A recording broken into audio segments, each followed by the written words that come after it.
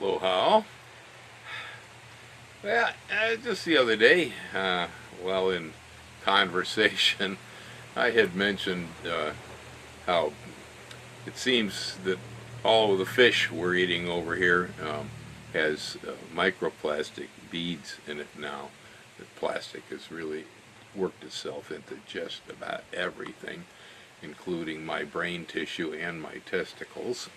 Um, yeah, that's what we're discovering, that all that plastic is now ending up as even a percentage of Hawaiian beach sand is now made from microplastics. Pretty sad. Well, anyway, a guy chimed up and says, well, why does it matter? Well, I'm thinking, boy, that's a pretty strange comment. So strange, I'm being baited. Yeah, the guy knew that, boy, that'd get under my skin. So, some people get a dopamine reaction from watching other people jump, and, well, I refuse to play that game, and my only comment was, it doesn't belong there. Turned around to something else and moved on. Ellen wasn't quite as cautious as I was, and she jumps on Google and looks for what are the health problems with microplastics. We know we don't want them there, and I'm aware that there are health problems associated, but I personally, without researching it, couldn't tell you specifically either. All I know is they don't belong there. And so she's going on, well, it causes hormonal imbalances, it affects sexuality, it can create cancers. She went on with several possible things that occur because of this plastic being embedded in literally everything. Now, don't get me wrong here. I think plastic's great stuff. That is, on its own. It's sort of like Einstein's equations, E equals mc squared. It's a great understanding of how energy works here in this universe. But what did we do with it? And we turned it into an atomic bomb. Well, the same thing with plastic. It's a great idea, very useful. But what do we do with it? We threw it everywhere. See, and so here's where the logic in the guy's statement just falls flat, because I'm driving down the road and I got my load of garbage to take to the transfer station for the week. I felt going that far, so I'll just take it. I'll throw it on the roadside over here. Well, as I'm turning around to go back home, I run into the state trooper, and he says, hey, buddy, I got a ticket for you. And I'm going, why? What's the matter? He says, that's litter. It doesn't belong there. Oh? Why?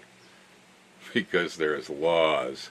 And it's going to cost you $250, and you'll have to pick up the trash like Arlo Guthrie. Yeah. So, it's simple. The garbage doesn't belong there. That's all. That's a really simple thing. But apparently there are all sorts of also health risks associated, Now, when I found out I had microplastic beads in my brain, according to studies, that didn't please me.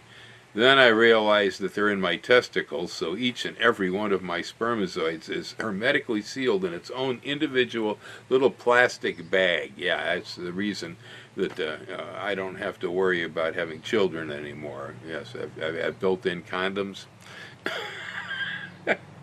Well, not really, but it's not cool.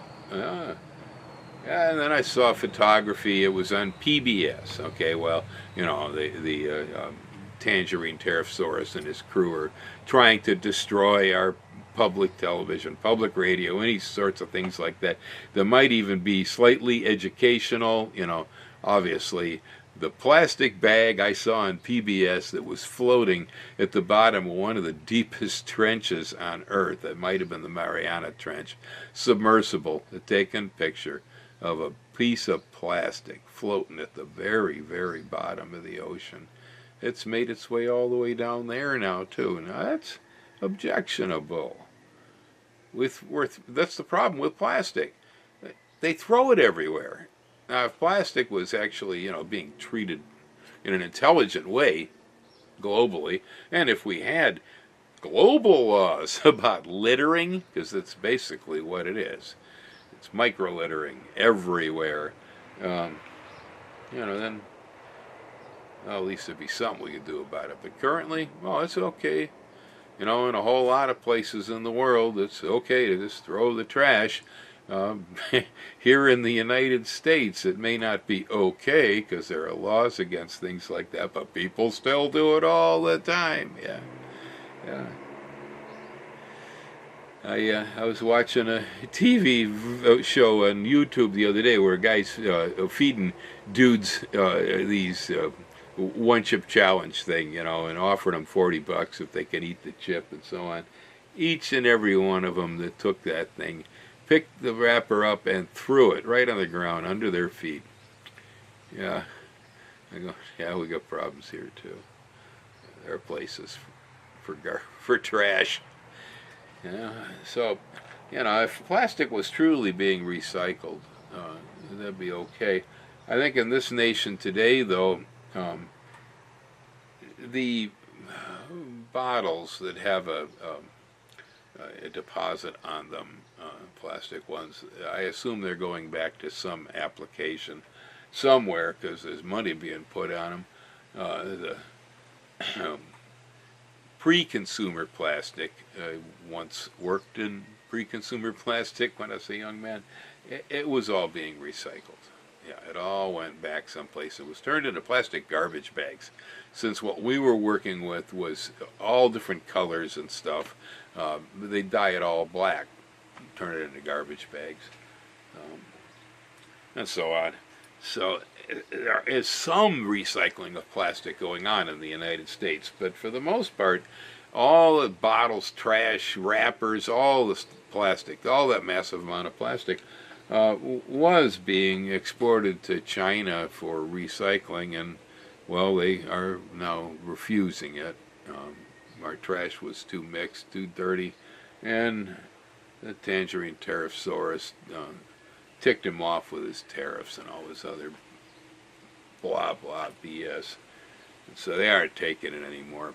And so right now, most of our post-consumer plastic is actually being dug into the ground again, like it was in the 1950s. Yeah, they're dumping it and burying it. So endless problem there, but yeah, that one got me. It says, why does it matter? Yeah. And then after Ellen brought up the diseases and things, harm that could be caused by it physically, then the question shifts. Well, how does that happen? What's the mechanism? I take it that this is just being played. Because there's no logic in this argument, Trash doesn't belong where trash shouldn't be. It doesn't belong in the bottom of the ocean. It doesn't belong in my sushi. And I don't want it in my brain, but I guess it's all over the place. Isn't that a bear? Yeah, recently I came to realize that some of the tea I was drinking was perhaps dangerously laced with strange chemicals. Yeah, this is being raised, in places where the guys didn't give a darn what they were spraying on it. And even if it was labeled organic, it may not have been tested here when it was brought in. And then I found out, well, the tea bags that I find convenient also release microplastics. That's one way I'm getting them, from my tea bags. Well, I drink about a quart of tea every day. Now I made a change.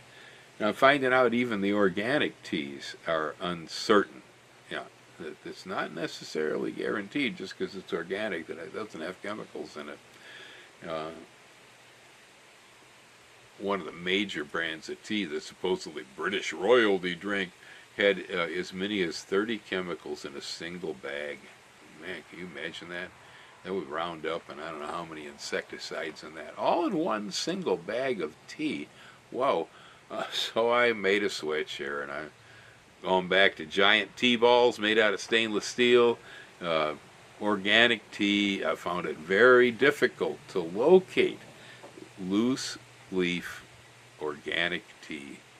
Yeah, it's not that easy to do. Now, I've seen it in tea stores in California, where the Taiwanese over there have tea at $250 a pound and beyond. Really fabulous loose leaf, very special teas, and organic ones. But we don't have anything like that around here. And so, looking at the supermarket, pretty much most of it was in bags, and most of it was questionable. Finding organic at the health food store, almost everything was mixed with some kind of an herb when it was organic. Yeah, herb teas. Amazon, same thing. I managed to find a couple of types, an English breakfast and a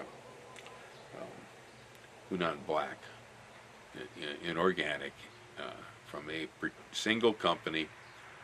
I know I drank Newman's organic, but Newman's is in bags too, although I assume they're not using microplastics in their tea bags. I don't know. So anyway, I left my tea bags behind and the tea I was drinking because of contaminants. Yeah, everything's full of contaminants. I don't want to watch any more videos about the contaminants in cat food. Yeah, they got me scared for Gracie's life, I swear, some of this stuff.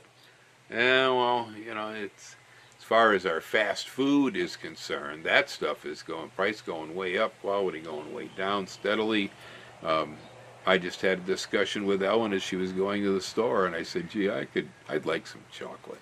She says, well, what kind do you want? And she knows that everything she's been bringing home at any time in the past lately that was American made by Hershey or by Mars or something, stuff's turned into junk.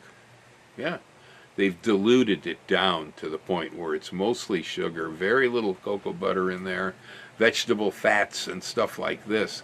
It's not even chocolate anymore, and I complain, and so she gets angry and she doesn't buy it anymore. Once in a while, what do I want? I said, oh, give me some Swiss chocolate. How's that? Yeah, I gotta leave. And then with his tariff thing, I gotta leave the U.S.